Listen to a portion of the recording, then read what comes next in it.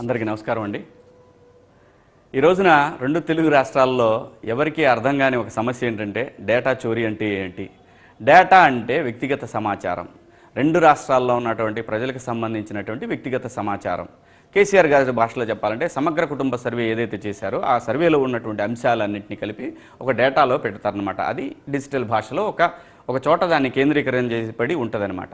అది అలాగే ఆంధ్రప్రదేశ్లో ఉన్న ప్రజలందరి డేటా కూడా ఏంటంటే ఆధార్ కార్డు రూపంలో ఆధార్కి సంబంధించినటువంటి ఆధార్లో ఉన్న అన్ని వివరాలు దాంట్లో ఉంటాయి. దీన్ని తెలుగుదేశం పార్టీ దుర్వినియోగం చేసిందని చెప్పి వైఎస్ఆర్సీపీకి చెందినటువంటి ఒక వ్యక్తి తెలంగాణ ప్రాంతంలో కేసు పెట్టడం, ఆ కేసుని చాలా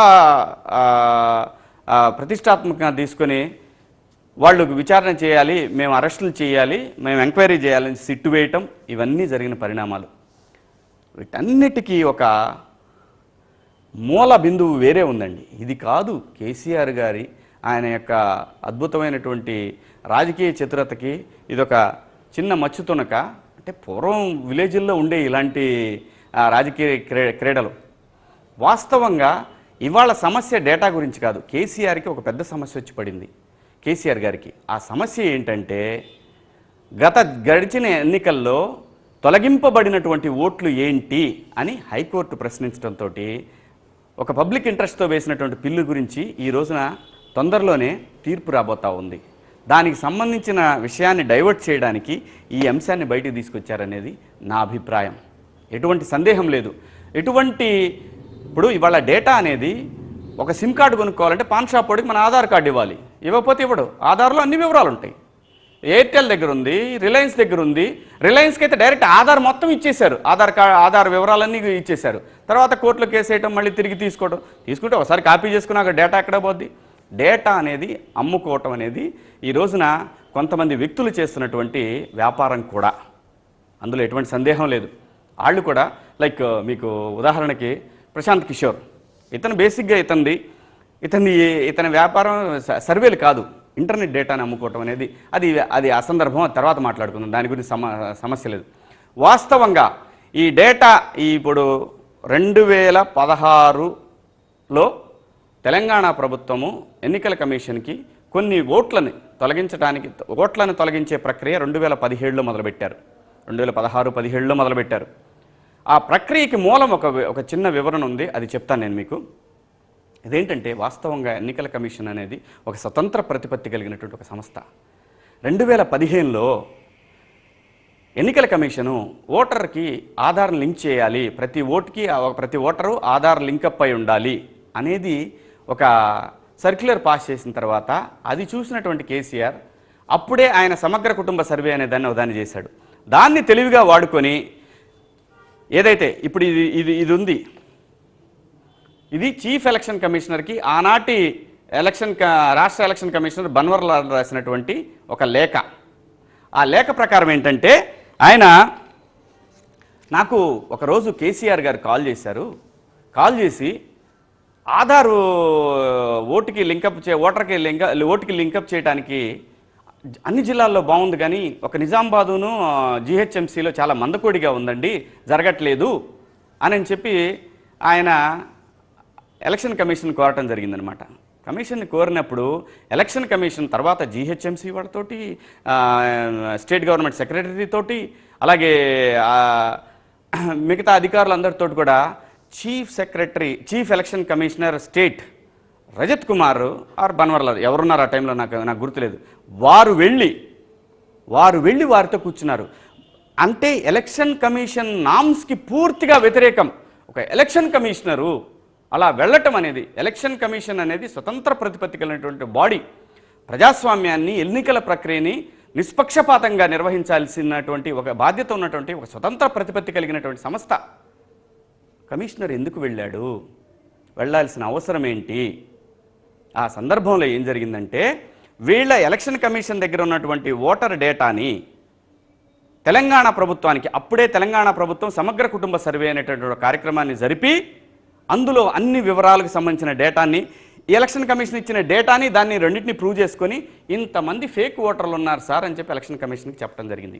ఇది పూర్తిగా ఎన్నికల నియమావళికి, ఎలక్షన్ కమిషన్ యొక్క అధికారాలకి పూర్తిగా విరుద్ధమైనటువంటి ఒక అంశం. అప్పుడు ఆ సందర్భంలో మర్రి శశిధర్ రెడ్డి గారు ఇన్ని ఓట్లు తీసేస్తున్నారని చెప్పి 2018లో ఆయన ఎన్నికల కమిషన్ని కలవటం జరిగింది. ఒక అనధికారిక లెక్కల ప్రకారం తెలంగాణలో ప్రతి నలుగురు పౌరుల్లో ఒక ఓటు తీసేయటం జరిగింది. ఈ ఓటు సెటిలర్స్ కావచ్చు, లేదంటే అధికార పార్టీకి వ్యతిరేకంగా ఉన్నటువంటి పార్టీలకు సంబంధించిన వ్యక్తులు కావచ్చు, వాళ్ళల్లో ఎవరైనా కావచ్చు. దాదాపు 60 లక్షల దాదాపు పోయినాయి అనేది ఒక అనధికారిక సర్వే అనమాట. ఇన్ని లక్షల ఓట్లు పోయినాయి. అప్పుడు హైకోర్టులో మర్రి శశిధర్ రెడ్డి గారు పిల్లు వేయటం జరిగింది. ఆ పిల్లు వేసినప్పుడు హైకోర్టు అడిగిందనమాట రజత్ కుమార్ గారిని పిలిచి, ఏమిటిది అని అంటే, సార్ మేము అన్నీ కూడా చూసుకొని అన్ని లెక్కలు వేసుకొని తీసేశాం సార్ అని చెప్పారు. ఓకే, అంతా బాగానే ఉందని చెప్పారు. ఇదే సందర్భంలో మరీ దారుణమైన విషయం ఏంటంటే, ఈ రోజున భారతదేశంలో ఉన్నటువంటి ప్రభుత్వం ఎలా పనిచేస్తుంది అని అంటే, ఎలక్షన్ కమిషన్ని కూడా ఎలా డామినేట్ చేస్తుందంటే, వీళ్ళు ఏదైతే తయారు చేశారో, ఏది సమగ్ర సర్వే ప్లస్ ఈ డేటాని రెండింటినీ తీసుకొని, ఎలక్షన్ కమిషన్ డేటాని తీసుకొని ఏదైతే ఒక ఓటర్ లిస్ట్ని తయారు చేశారో అన్ని రాష్ట్రాల్లో కూడా అలాగే చేయండి అని చెప్పి ఒక సర్క్యులర్ పంపించడం జరిగింది. ఆ సందర్భంలో సుప్రీంకోర్టు అడ్డు చెప్పడంతో దాన్ని విరమించుకున్నదనమాట సెంట్రల్ ఎలక్షన్ కమిషన్. సో ఇక్కడ జరిగినటువంటి తప్పేంటి అని అంటే, మన రజత్ కుమార్ గారు వెళ్ళి ఇతన్ని కలవాల్సినటువంటి అవసరం ఏంటి? ఒక స్వతంత్ర ప్రతిపత్తి కలిగినటువంటి సంస్థ.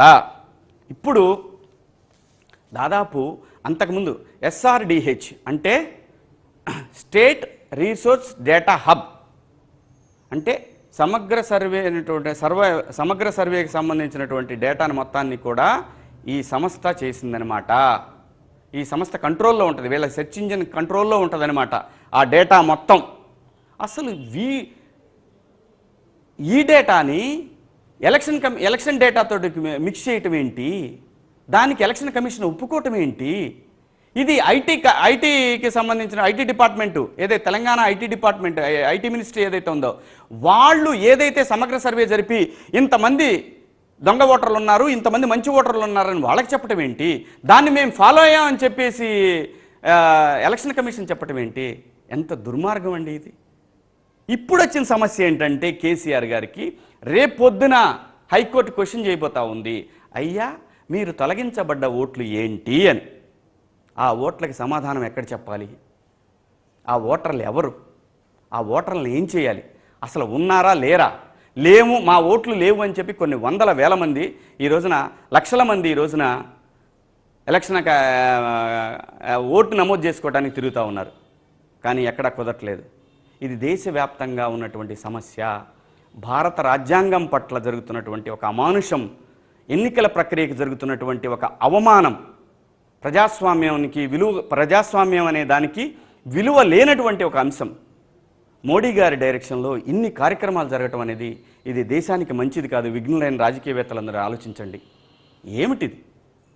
దేశం ఎటుపోతుంది? దేశాన్ని కాపాడుకోవాల్సిన బాధ్యత మనకు లేదా? వ్యక్తులు వాళ్ళ ఇష్టం వచ్చినట్లు రాజ్యాంగంలో ఉన్న లూపోల్స్ని వాడుకుంటూ ఒక రాష్ట్ర ప్రభుత్వం ఇంకొక రాష్ట్ర ప్రభుత్వం మీద కేసులు పెడతారా? ఏమండి, ఉదాహరణకి జూబ్లీ హిల్స్ బ్యాంక్లో నాకు ఒక లాకర్ ఉంది.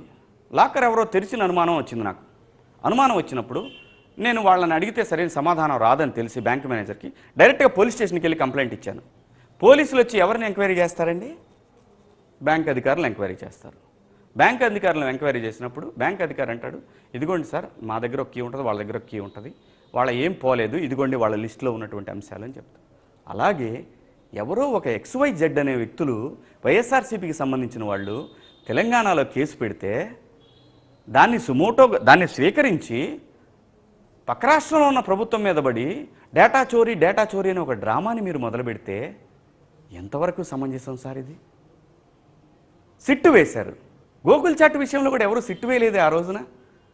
అంత అర్జెంటుగా జగన్మోహన్ రెడ్డి గారి కేసు అనేసరికి సిట్టు, జగన్మోహన్ రెడ్డి గారి కేసు అనేసరికి NIA. ఎందుకండి? అందరికీ రాజ్యాంగం ఒక రకంగా లేదా? ఒక చిన్న కేసుని ఈ విధంగా రేపొద్దున మీరు సమాధానం చెప్పాల్సినటువంటి విషయం వచ్చేసరికి ఈ రోజున మీరు ఇన్ని రకాలుగా డ్రామాలు చేయటం అవసరమా? కేటీఆర్ గారు మీరు ఇష్టం వచ్చినట్లు మాట్లాడుతూ ఉన్నారు. మా తల్లిని అవమానించారు మీరు మీ ఉద్యమం సమయంలో, మా అన్నాన్ని అవమానించారు, మా బిర్యానీని అవమానించారు, మేము రాక్షసులు అన్నారు. లంకలో ఉన్న వాళ్ళంతా రాక్షసులైతే ఆంధ్రలో ఉన్న వాళ్ళందరూ రాక్షసులు అన్నారు. మీ ప్రాంతాన్ని అంటే ఇక చెప్పలేని పదాల్లో మానభంగం చేశారు మా సంస్కృతిని మీరు. మాకు సంస్కృతి లేదా? మనందరం కలిసి లేమా? మీరు ఇదే తెలుగుదేశం పార్టీలో లేరా? ఆ రోజున మీకు తెలియలేదా? మీ కుటుంబం తెలుగుదేశం పార్టీలో లేదా? మీరు చంద్రబాబు నాయుడు గారి కింద పనిచేయలేదా? ఈ రోజున హైదరాబాద్లో ఉండాలంటే మేమందరం భయపడాలనా? హైదరాబాద్లో ఉన్న వాళ్ళందరూ బెదిరించి రాజకీయాలు చేస్తారు ఆంధ్ర ప్రాంతంలో. దానికి జగన్మోహన్ రెడ్డి గారు సపోర్ట్ తీసుకుంటారా? ఓకే, చంద్రబాబు నాయుడు గారు తెలంగాణ ఎన్నికల్లో ఆయన ఆయన పార్టీ 30-40 సంవత్సరాలుగా తెలంగాణలో ఉంది. వచ్చి ఆయన వాదం ఆయన చెప్పాడు. ప్రజలు అంగీకరించలేదనుకున్నారు, వచ్చేశాడు. మీరు కూడా రండి, జగన్మోహన్ రెడ్డి గారి తరఫున పోటీ చేయండి, లేదంటే జగన్మోహన్ రెడ్డి గారికి సపోర్ట్ చేయండి. ఇవేం రాజకీయాలు సార్? ఇవేం పద్ధతులండి? దీనికి మళ్ళీ జగన్మోహన్ రెడ్డి గారు ఇప్పుడు అంటే నేను అదే చెప్తున్నా, సెల్ఫ్ గోల్స్ ఎలా ఉంటాయంటే ఫామ్ 8 అనేదాన్ని 7 అనేదాన్ని ఒకదాన్ని బయటికి తీసుకొచ్చి దాన్ని బాగా పబ్లిసిటీ చేశారు మీరు ఈరోజు జగన్మోహన్ రెడ్డి గారు. నేనే పెట్టించాను, 7 లక్షల పెట్టించాను నేను అని అంటే ఒక్కొక్క ఐపీ అడ్రస్ నుంచి వందల వేల డిలీషన్స్ గురించి వస్తే ఏంటండి ఇది? ఎలక్షన్ కమిషన్ ద్వివేది గారు కూడా తిట్టారు కదా మిమ్మల్ని, తప్పు ఇది అని. ఎలక్షన్ కమిషన్ ఎక్కడా కూడా దీంట్లోని డేటా పోలేదని తెలుగుదేశం ఇక్కడ ఆంధ్రప్రదేశ్ ప్రభుత్వం చెప్తా ఉంది. మీరు చంద్రబాబు నాయుడు గారిని ఏదో విధంగా ఇబ్బంది పెట్టాలనే ప్రయత్నాలని ఎవరు హర్షించట్లేదండి. నిజంగా చెప్తున్నాం కదా. ఒకవేళ నాకు పార్టీ మీద అభిమానం ఉంటే నేను మొదటి రోజునే వచ్చేవాడిని. కానీ ఇది ఏమాత్రం కూడా యాక్సెప్టబుల్ కాదు సార్. ప్రజలకి ఆపేయండి ఈ డ్రామాల్ని. ఇప్పుడు మీరందరూ ప్రజలందరూ అనుకోవచ్చు కేసీఆర్కి ఏంటి వస్తుందని. కేసీఆర్కి ఏం వస్తుందో నేను చెప్తాను మీకు, ఈ బోర్డు మీద చూపిస్తాను. ఎందుకంటే అట్లా వివరంగా చూపిస్తే తప్పితే తెలియదు. ఎలక్షన్ కమిషన్కి సంబంధించి క్వశ్చన్స్ అన్ని కూడా నేను వేశాను. ఎలక్షన్ కమిషను తెలంగాణ రాష్ట్రంలో చేసినటువంటి విధ్వంసం నిజంగా రాజ్యాంగాన్ని మీరు ఉల్లంఘించి, రాజ్యాంగాన్ని అవమానపరిచి, ఎలక్షన్ కమిషన్ ప్రతిపత్తిని మీరు ప్రశ్నార్థకం చేశారు, స్వయం ప్రతిపత్తిని. దానికి మీరు ప్రజలకు సమాధానం చెప్పుకోవాల్సి ఉంటుంది ఈ రోజున. ఇది మొత్తం కూడా దేశవ్యాప్తంగా అమలు చేయమన్నారంటే మోడీ గారి కుట్ర ఎంత దూరంలో ఉందో ప్రజలందరూ కూడా గమనించండి. ఈ రోజున కేసీఆర్ గారికి వచ్చే బెనిఫిట్ ఏంటి? దీంట్లో కేసీఆర్ గారికి వచ్చే బెనిఫిట్ ఏంటో నేను చెప్తాను. కేసీఆర్ గారి టార్గెట్లు ఏంటో మీకు చెప్తాను.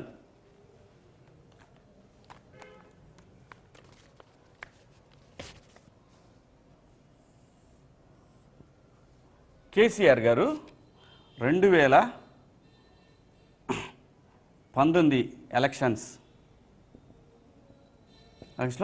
టీడీపీని ఓడించాలి,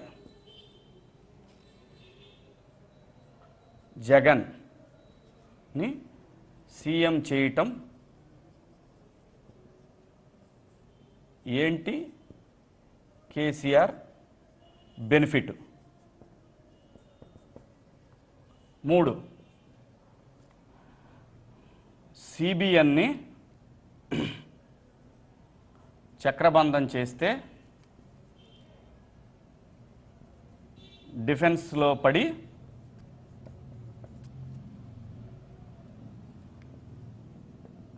ఎలక్షనీరు మిస్ అవుతాడు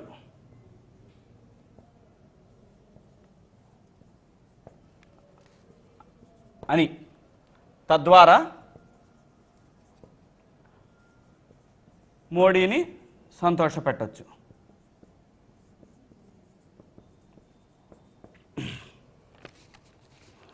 రెండు 2019 ఎలక్షన్లో టీడీపీని ఓడించాలంటే జగన్మోహన్ రెడ్డి గారి వల్ల కాదు.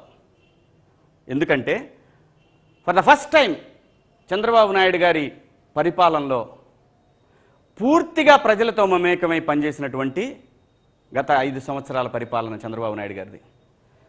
ప్రజల్లో మొదటి 2 సంవత్సరాలు మాత్రం ఇబ్బంది జరిగిన మాట వాస్తవం. చంద్రబాబు నాయుడు గారి పరిపాలనలో జరిగిన మాట వాస్తవం. మేమందరం విమర్శించిన మాట వాస్తవం. ఓటుకు నోటు కేసు విషయంలో కూడా ఆయన పారిపోయి వచ్చారన్న మాట వాస్తవం. మేము కానీ ఓటుకు నోటు కేసులో ఈ రోజు వరకు కూడా కేసీఆర్ ఏం చేయలేకపోయాడంటే ఆ రోజున మేము అనుకున్న తప్పు అనేది ప్రూవ్ అయింది. దాని తర్వాత చంద్రబాబు నాయుడు గారి ప్రభుత్వంలో అవినీతిలో చివరి నుంచి 3వ స్థానంలో ఉంది. అక్కడి నుంచి ఆయన పరిపాలన మొదలుపెట్టినాక 3వ సంవత్సరం నుంచి ఆయన డెఫినెట్గా పరిపాలన గాడిలో పెట్టాడు. అవినీతి తగ్గిపోయింది, పరిశ్రమలు రావటం మొదలుపెట్టింది. దాని తర్వాత సంక్షేమ పథకాల అమలులో కానివ్వండి, ప్రతి దాంట్లో కూడా చంద్రబాబు నాయుడు గారు ముందుకెళ్లడంతో జగన్మోహన్ రెడ్డి గారికి 2019 ఎలక్షన్స్లో విజయావకాశాలు పూర్తిగా సన్నగిలిపోయినాయి. కాబట్టే ఈయన రంగంలోకి దిగాడు. అది సంగతి. ఎందుకు దిగాడు అంటే జగన్ని ఎందుకు సీఎం చేయాలనుకుంటున్నాడు కేసీఆర్. ఇది నిజంగా చెప్తున్నానండి. కేసీఆర్ గారు జగన్మోహన్ రెడ్డిని సీఎం చేయాలి అనుకోవటానికి 3 కారణాలు ఉన్నాయి. గడిచిన సంవత్సరంలో మొదటి కారణం, గడిచిన సంవత్సరంలో ఆంధ్రప్రదేశ్ రెవెన్యూ ఆదాయము తెలంగాణ కంటే 1000 కోట్లు ఎక్కువైంది. ఇది ఎవరు ఊహించలేనటువంటి పరిణామం. తెలంగాణ కంటే ఎక్కువ ఉంది. సో భవిష్యత్తులో అంటే వెరీ సూన్ ఇంకొక 5 సంవత్సరాలు చంద్రబాబు నాయుడు గారు ఉంటే తెలంగాణ అందుకోలేనంత దూరంలో ఉంటుంది ఆంధ్రప్రదేశ్ అనేది ఆయన భయం. అంటే ఆయన మీద ఖచ్చితంగా ఒత్తిడి పెరుగుతుంది. కాబట్టి పరిపాలన చచ్చినట్టు పనిచేయాల్సినటువంటి పరిస్థితి. నెంబర్ 2, మీకు ఎవ్వరికీ తెలియనటువంటి ఒక విషయం, తెలంగాణకి పోర్టులు లేవు. పోర్టు లేదు, ఎందుకంటే సీ కోస్ట్ లేదు కాబట్టి పోర్టు రాదు. తెలంగాణలోకి ఒక పోర్టు కావాలనే ఉద్దేశంతో ఏవైతే వాన్పిక్కు భూములు ఉన్నాయో ఆ వాన్పిక్కు భూముల్లో తను పోర్టు ఏర్పాటు చేసుకోవడానికి జగన్మోహన్ రెడ్డి గారి సహకారం అవసరము. పోర్టు కావాలంటే జగన్మోహన్ రెడ్డి గారికి సపోర్ట్ చేయాలి అతను. కాబట్టి తను సొంత పోర్టు నిర్మించుకోవడానికి, కేసీఆర్ గారు సొంత పోర్టు నిర్మించుకోవడానికి జగన్మోహన్ రెడ్డి గారికి ఇక్కడ రెండో పాయింట్లో ఆయనకు ఉపయోగం ఉంటుందని చెప్పి జగన్మోహన్ రెడ్డి గారికి సపోర్ట్ చేస్తున్నారు. 3వది చాలా ముఖ్యమైనది ఏంటంటే రాయలసీమ ప్రాంతాన్ని కరువు ప్రాంతంగా ఉంచడం, తద్వారా అగ్రికల్చర్గా ఒక సమతౌల్యం లేకుండా కోస్తాలో ఒక రకంగా, ఉత్తరాంధ్రలో ఒక రకంగా, రాయలసీమలో ఒక రకంగా. అంటే ఒక చుక్క నీరు కూడా 860 అడుగుల మట్టం తర్వాత ఒక చుక్క నీరు కూడా రాయలసీమ ప్రాంతానికి పోకుండా బీడు భూములుగా మార్చటమే ఆయన యొక్క మూడవ బెనిఫిట్, ఆయనకు ఉండబోయే 3వ బెనిఫిట్ అనేది ఆయన ఫీలింగ్ అని నా అభిప్రాయం. అందుకే జగన్మోహన్ రెడ్డి గారికి ఇక్కడ అతను సపోర్ట్ చేస్తున్నాడు కేసీఆర్. బ్యాడ్ లక్ ఏంటంటే జగన్మోహన్ రెడ్డి గారు ఆయన ఎంతసేపు నాకు కుర్చీ కావాలి ఎందుకు కావాలో తెలియదు ఆయనకి. చక్కగా సంపాదించుకున్నాడు, వెళ్ళి ఎంజాయ్ చేయొచ్చు కదా. ఏం చేస్తావు ఇంకా? 14 కేసులు, 11 కేసులు, ఛార్జ్షీట్లు. గత 6 సంవత్సరాలు 7 సంవత్సరాలుగా మీరు కోర్టుల చుట్టూ తిరుగుతూ ఉన్నారు. కోర్టుల చుట్టూ తిరుగుతూ మీరు నిందితుడిగా ఉండి ఈ రోజున ఆంధ్రప్రదేశ్కి ముఖ్యమంత్రి అవ్వాలని కోరుకోవటం అనేది చాలా దుర్మార్గమైనటువంటి విషయం అండి. ఇది మీరు ముఖ్యమంత్రి కావాలి రాష్ట్రానికి. మీలాంటి వాడైతే ఏ క్షణంలో అయినా సరే రేపు పొద్దున కేసులు ప్రూవ్ అయితే ఆంధ్రప్రదేశ్ ఎలా పోయినా కూడా మీరు జైలుకి వెళ్తారు, ఆంధ్రప్రదేశ్ నాశనం అయిపోద్ది. అప్పుడు కేసీఆర్ గారు, మోడీ ఇద్దరు హ్యాపీ. మీ జగన్మోహన్ రెడ్డి గారి పార్టీని ఎవరొకళ్ళు విలీనం చేసుకొని చక్కగా వాళ్ళ అధికారాన్ని అనుభవించడానికి, వాళ్ళ పార్టీని ఇక్కడ ఇంప్లీట్ చేయడానికి వాళ్ళు ట్రై చేస్తూ ఉన్నారు. అది కేసీఆర్ గారు జగన్మోహన్ రెడ్డి గారిని ముఖ్యమంత్రిని చేయడానికి ఆయనకున్నటువంటి. చంద్రబాబు నాయుడు గారి మీద కోపం ఒక ఎత్తు అయితే, చంద్రబాబు నాయుడు గారికి తనకన్నా గొప్ప లీడర్ అనే పేరు ప్రపంచంలో ఉండటం అనేది ఇతను ఓర్చుకోలేనటువంటి ఒక అంశం. ఎన్ని చేసినా సరే చంద్రబాబు నాయుడు గారి బ్రాండ్ ఇమేజ్ని నాశనం చేయాలని అంటే మాత్రం ఏవేవో మార్గాలు తొక్కుతూ ఉన్నారు తప్పితే ఇందులో ఎక్కడా కూడా ధర్మమైనటువంటి మార్గం లేదండి. అందులో ఎటువంటి సందేహం లేదు.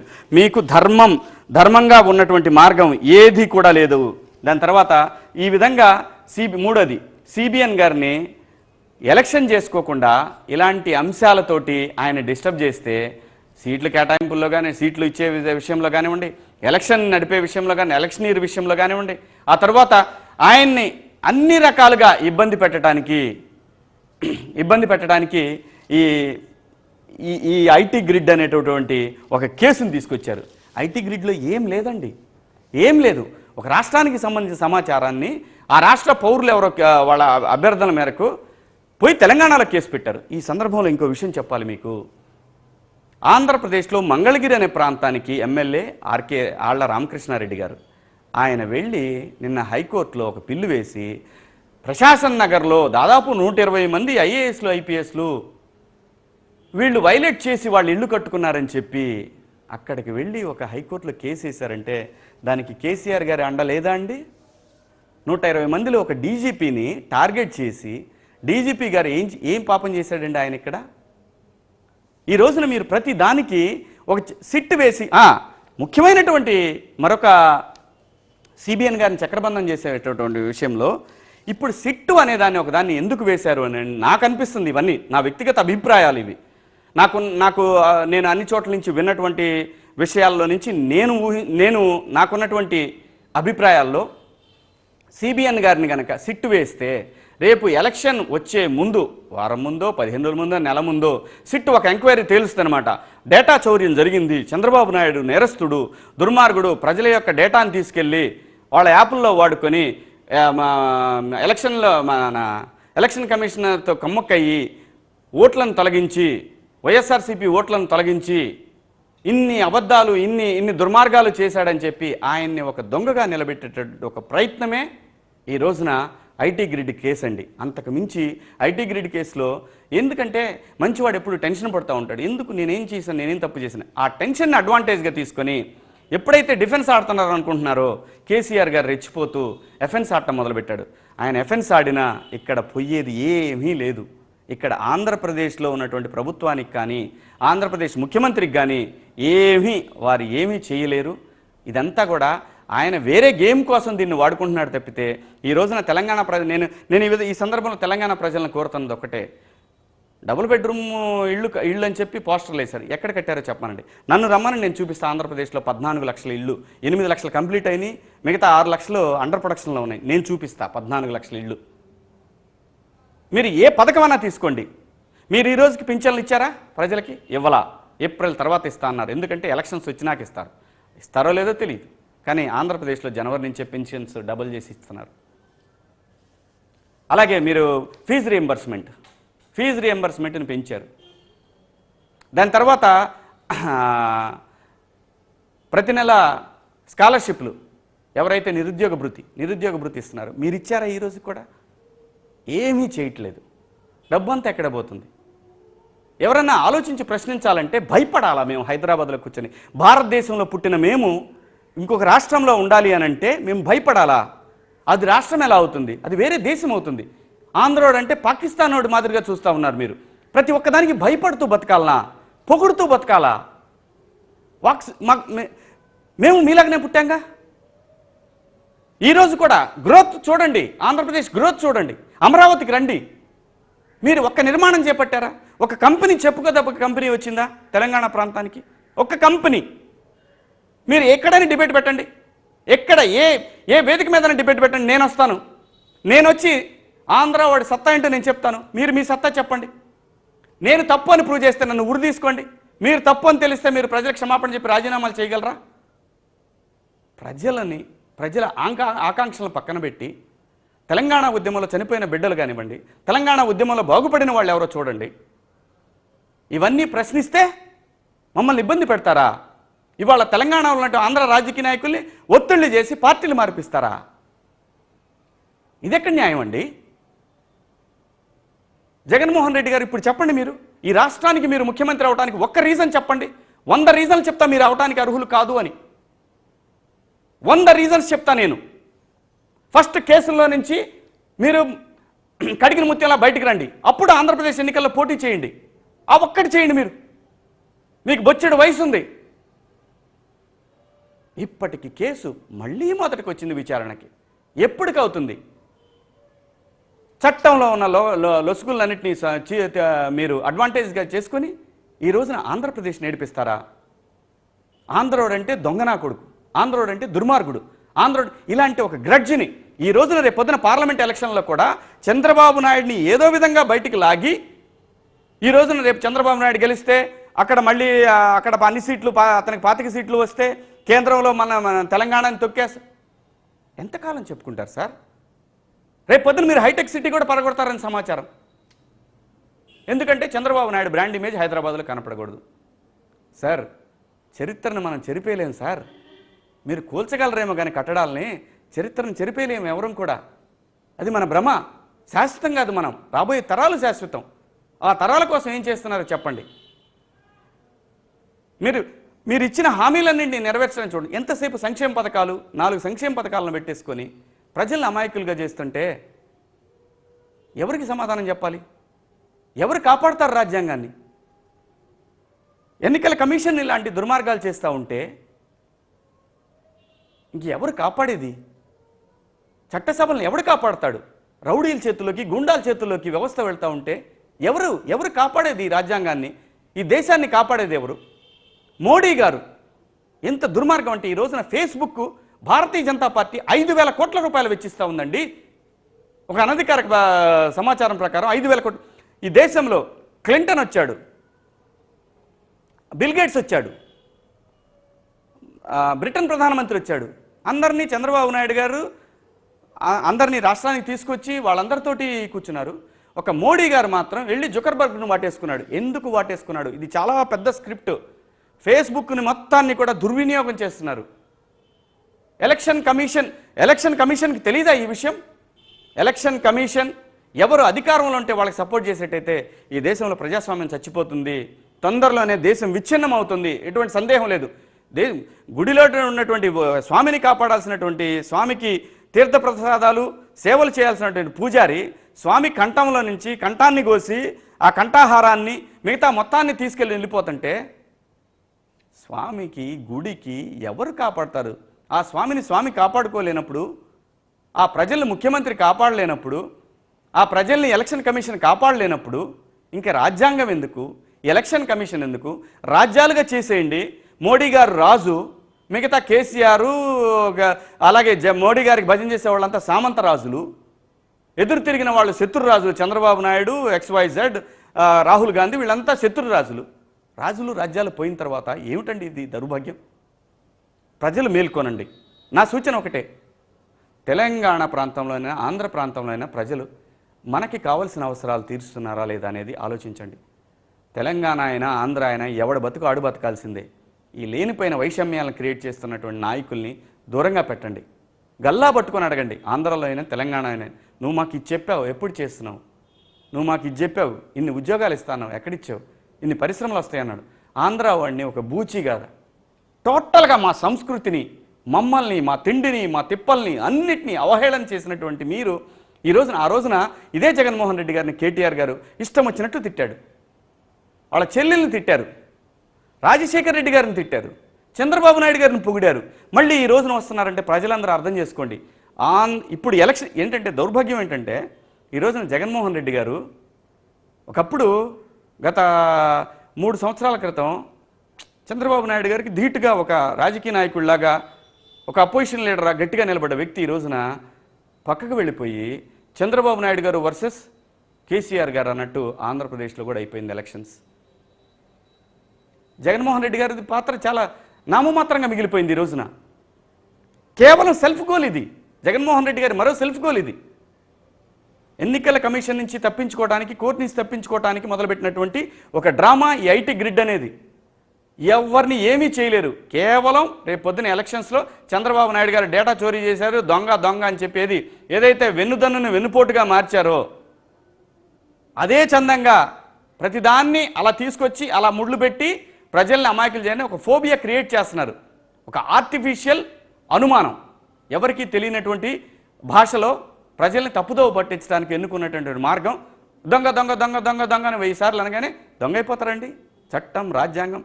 ఒకవేళ చంద్రబాబు నాయుడు గారికి నిజంగానే డేటా చోరీ చెయ్యాలి అనేటటువంటి ఒక దుర్బుద్ధి కనుక ఉంటే ఆ ఆఫీస్ని అక్కడ ఎవడో ఉంచడండి. ఒకవేళ ఈయన పెట్టుకున్న ఆఫీస్ అక్కడ ఎవడో ఉంచడు. అమెరికాలోనో పెట్టి అమెరికా నుంచి ప్లే చేసేవాడు. ఎందుకంటే ఐటీ వాళ్ళందరూ కూడా ఆంధ్ర నుంచి వెళ్ళినటువంటి ఐటీ సోదరులందరూ కూడా ఎక్స్పర్ట్స్, టాప్ నాచ్ కంపెనీలో చేస్తున్నారు. టాప్ నాచ్ హ్యాకర్స్ ఉన్నారు. చేయలేరండి. తప్పు సార్, ఇది తప్పుని తప్పుగా అడగండి. అంతేగాని రండి తెలంగాణ నుంచి మన కేసీఆర్ గారు మీరు రండి, వచ్చి ఆంధ్రప్రదేశ్లో మీరు జగన్మోహన్ రెడ్డి గారికి సపోర్ట్ చేసి ఆయన ఎలక్షన్ క్యాంపెయిన్ చేయండి. ప్రజలకు చెప్పండి, చంద్రబాబు నాయుడు దుర్మార్గుడు, చంద్రబాబు నాయుడు వల్ల ఇలా జరుగుతుంది, చంద్రబాబు నాయుడు లేకపోతే ఈ రాష్ట్రం ఇంకా బాగుంటుంది, అమరావతి కట్టలేదు, పోలవరం కట్టలేదు, ఇంకోటి చేయలేదు, ఉద్యోగాలు, ఇలా చెప్పండి. ప్రజలు అది కనుక గమనించి నిజమనుకుంటే మీకు ఓటేస్తారు, లేకపోతే చంద్రబాబు నాయుడు గారికి ఓటేస్తారు. అది రాజకీయం అంటే. రాజకీయం చేయటం వేరు, కుట్ర వేరు సార్. కుట్రలు చేసుకుంటే రెండు రాష్ట్రాల్లో ఉన్న ప్రజలు ఇండియా పాకిస్తాన్ లాగా ఎప్పటికీ కలవలేరు సార్. అక్కడ ఉండాలంటే బిక్కుబిక్కుగా బతకాల్సిన పరిస్థితి మాకు. ఎందుకు ఈరోజు నేను ఇది మాట్లాడాను కాబట్టి రేపటి నుంచి నన్ను టార్గెట్ చేస్తారా? చేయండి. ఇక్కడికి వచ్చి ఈ వీడియో చేసేటప్పుడు కూడా నా భార్య నా చేతులు పట్టుకొని కళ్ళమ్మడి నీళ్ళు పెట్టుకుంది. ఇలా చెప్పొద్దు, ఇలా వద్దు, నువ్వు వ్యతిరేకంగా వెళ్ళొద్దు, ఎలా బతకాలి అని. చచ్చిపోయినా పర్వాలేదు నాకు, నా భార్య నా పిల్లలు నాతో రాకపోయినా పర్వాలేదు. ఈ ప్రాంతానికి అన్యాయం జరిగినా, ఈ ప్రాంతాన్ని డిస్టర్బ్ చేసినా ఎవడైనా సరే, ఈ ప్రాంతంలో పుట్టాను, ఈ గడ్డ మీద పుట్టాను, ఈ గడ్డలో చదువుకున్నా, ఈ గడ్డ కోసం చచ్చిపోయినా పర్వాలా, కుట్రలో చనిపోయినా పర్వాలా నేను. కానీ ఈ ప్రాంతంలో ఉన్న ప్రజలు మాత్రం గమనించండి, ఈ ప్రాంతానికి సరైన నాయకుడు ఉండాలి. సరైన నాయకుడు ఉన్నప్పుడే రాష్ట్రం ముందుకు వెళుతుంది. అంతే తప్పితే రాష్ట్రాన్ని ముక్కలు చేయాలి, రాష్ట్రాన్ని ఏ విధంగానే ఎదగనీయకుండా చేయాలన్నటువంటి ఇటువంటి కుట్రలను మీరు కనుక యాక్సెప్ట్ చేశారంటే నాశనం అయిపోతుంది. కొన్ని తరాల వరకు ఈ జనరేషన్ని ప్రజలు గుర్తుపెట్టుకుంటారు. ఇంత దుర్మార్గంగా ఉన్న జనరేషన్ని చరిత్ర ఎప్పుడు మర్చిపోదు అన్నట్టుంటుంది. అటువంటి పరిస్థితికి లోను కావద్దు. మనందరం ఒకటి అవుదాం. ప్రపంచంలో ఉన్న ఆంధ్ర వాళ్ళందరూ కూడా, ఆంధ్రప్రదేశ్కి చెందిన తెలుగు వారందరూ కూడా ఏకం కండి, ఈ ప్రాంతానికి రండి. నేను మళ్ళీ చెప్తున్నా, నేను ఛాలెంజ్ చేసి చెప్తున్నా, ఈ రోజున ప్రజలందరికీ నేను హామీ ఇస్తున్నాను. అవతల ఒకవేళ రేపు పొద్దున గవర్నమెంట్లో ఏమన్నా తేడాలు జరిగితే నేను చొక్కా పట్టుకొని అడుగుతాను గవర్నర్ ప్రభుత్వాన్ని, మీ తరఫున నేను పోరాడతాను. రండి. ఈ ప్రాంతం అభివృద్ధి చెందుతుంది అనటంలో ఎటువంటి సందేహం లేదు. పోలవరం కంప్లీషన్లో ఉంది, అమరావతి బ్రహ్మాండంగా తయారవుతూ ఉంది, రాష్ట్రం అన్ని విధాలుగా ముందుకు వెళ్తూ ఉంది, పరిశ్రమలు వస్తున్నాయి, బ్రహ్మాండంగా ఉంది. ఈ సందర్భంలో శ్రీశైలం డ్యామును వదులుకున్నా, పోలవరాన్ని కంప్లీట్ చేసుకోకపోయినా, అమరావతి లేకపోయినా మనకి మన ప్రాంతానికి, మనకున్న తెలివితేటలకి, మనకున్నటువంటి వెల్త్కి, మనకున్నటువంటి అగ్రికల్చర్ సామర్థ్యానికి విలువ ఉండదండి. ఎంతసేపు మన కులాలతోటి మనల్ని ఒక కులాన్ని అంటగట్టేసి మనల్ని అందరినీ కూడా వేరు చేస్తూ ఉన్నారు. ఏ కులం వాడైనా వాడి పిల్లలకి కానీ వాడి కుటుంబాన్ని వాడు నడుపుకోవాల్సిందే. ఈ కులాలు దేనికి రావు. ఆంధ్రప్రదేశ్ అన్యాయం అయిపోద్ది. ఒకసారి ప్రజలు ఆలోచించుకోండి. ఇది ఐటీ గ్రిడ్ కేసు అనేది జీరో. ఏం చేసినా సరే ఏదైతే చంద్రబాబు నాయుడు గారిని ఒక పథకంలో భాగంగా చక్రబంధం చేస్తున్నారు, దానివల్ల వాళ్ళు నష్టపోతారు తప్పితే బాబు గారు నష్టపోరు. ఇది నా ఛాలెంజ్. ప్రజలందరికీ చెప్తున్నా, ధైర్యంగా మీరు అభివృద్ధికి ఓటేయండి. నేను బాబు గారికి ఏమంటలేదు, జగన్మోహన్ రెడ్డి గారికి వద్దంటలేదు. సరైన నాయకుడికి వేయండి. లేకపోతే మనకి తిప్పలు తప్పవు. హైదరాబాద్లో ఉన్న వాళ్ళకి, ఆస్తులు ఉన్న వాళ్ళని నేనేం చెప్పలేను, కానీ బతుకుదేరువు కోసం అంటే ఆంధ్రప్రదేశ్కి వచ్చేయండి, బ్రహ్మాండంగా బతుకుతాం. 1 సంవత్సర కాలం పాటు స్ట్రగుల్ అవుతామేమో, ఇంకొక సంవత్సరం మాత్రం మనం స్ట్రగుల్ అయ్యేది. 2021 నుంచి ఆంధ్రప్రదేశ్కి వలసలు లేకపోతే ఆ రోజున మీరు నన్ను చొక్కా పట్టుకొని అడగండి, ఆ రోజు నువ్వు చెప్పిన మాట ఏంటి, ఈరోజు జరుగుతుంది ఏంటి అని. ఖచ్చితంగా Andhra Pradesh going to be rule the country. ఎవరికైనా సరే, తెలంగాణ వాసులు, నా భార్య తెలంగాణ బిడ్డ, నేను ఎంతకాలం సహించేది? అనుక్షణం ఎలక్షన్స్ వచ్చినప్పుడల్లా ఆంధ్రోడు దొంగ, ఆంధ్రోడు నీచుడు, మా సంస్కృతిని, మా అన్నం పేడలాగుంటుందా అండి, మా బిర్యానీ పేడలాగుంటుందా?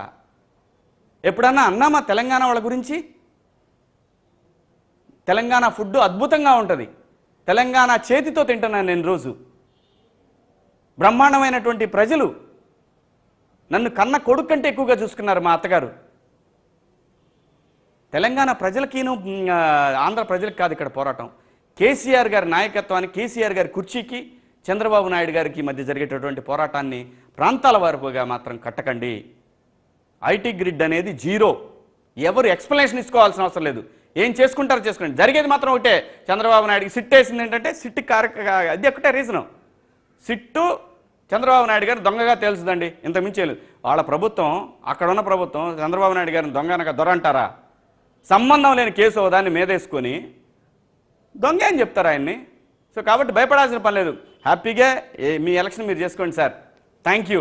వార్తావాణి న్యూస్ ఛానల్ ఎప్పటికప్పుడు రాజకీయ, సినీ విశేషాలు, స్పోర్ట్స్ మరియు సాంకేతిక పరమైన మరెన్నో విషయాలను మన ముందుకు తెస్తుంది. మరింత సమాచారం కొరకు వార్తావాణి న్యూస్ ఛానల్ ని సబ్స్క్రైబ్ చేయండి.